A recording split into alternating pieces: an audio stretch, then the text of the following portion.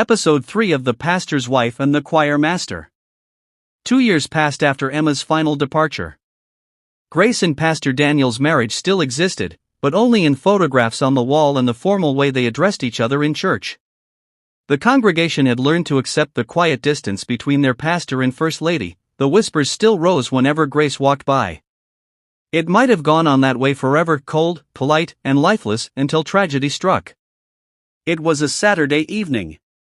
The youth had been rehearsing for Sunday's service when an electrical spark from the old sound system caught one of the heavy curtains on the altar. Within minutes, the small flame turned into an angry blaze. The church members rushed to throw water, but the fire spread too quickly. By the time the fire service arrived, the main auditorium was gone, the pulpit, pews, instruments, and even the stained glass cross above the altar reduced to blackened ash. Pastor Daniel stood outside, watching his life's work burn. He didn't cry. He didn't speak. But the blank look in his eyes frightened Grace more than the flames themselves. Please, like, comment, share and follow before we continue. In the weeks after the fire, Daniel was not the same. He stayed in bed late, missed prayer meetings, and stared for hours at nothing. The church members were worried. Some began murmuring about leadership changes. Grace tried to help, bringing him food, praying quietly by his side, but he responded with cold nods or silence. She felt helpless, as if every attempt to reach him bounced off an invisible wall.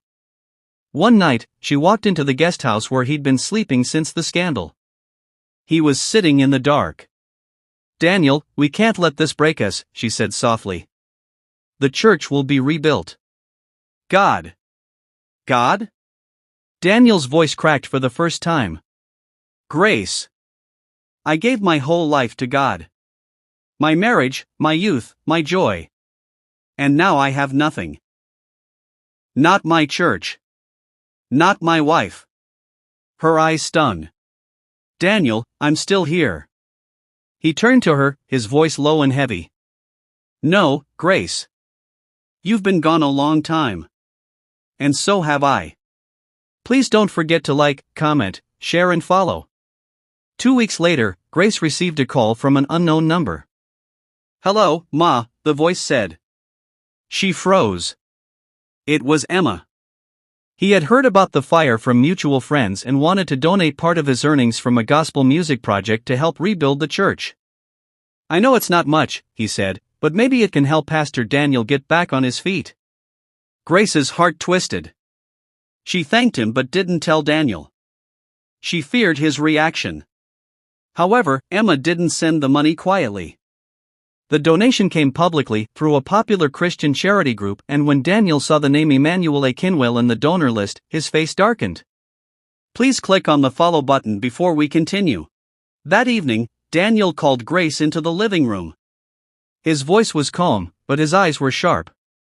"You didn't think I'd find out, did you?" "Daniel, I didn't. Grace, I can't live like this anymore. Every time I see you, I see him.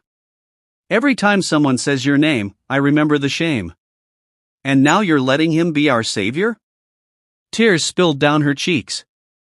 "I didn't ask him to send it. I didn't even." Daniel raised a hand. "Stop. I've prayed about this for months. After the fire. I thought maybe God wanted us to start over. But maybe the starting over means, without you." Her breath caught. "You want a divorce?" "I don't want it," he said quietly. "But I think we've already been living it. Please don't forget to like, comment and follow." The divorce papers came in June. It was discreet, with no public announcement. Daniel remained the pastor, but Grace quietly stepped down from her roles. The women's fellowship leader position was given to another member. On her last Sunday as First Lady, she wore a simple white dress and sat in the back. When the final hymn was sung, she slipped out before anyone could stop her. Epilogue. Pastor Daniel rebuilt the church with donations from members and other ministries. It stood taller and grander than before, but he never remarried. His sermons became more about forgiveness and less about judgment. Grace moved to Abeokuta, where she started a small catering business. She still attended church, but never one where she had to sit in the front. As for Emma, his career flourished in gospel music, but he never again stepped into Redeemed Fountain of Grace Church. And though years passed, whenever Grace heard his voice on the radio singing Amazing Grace, she would pause, not to remember the sin, but to remember the life she had before everything changed. Thank you for watching. Please like, comment, share, and follow me for more stories on the pastor's wife and the choir master. Bye for now.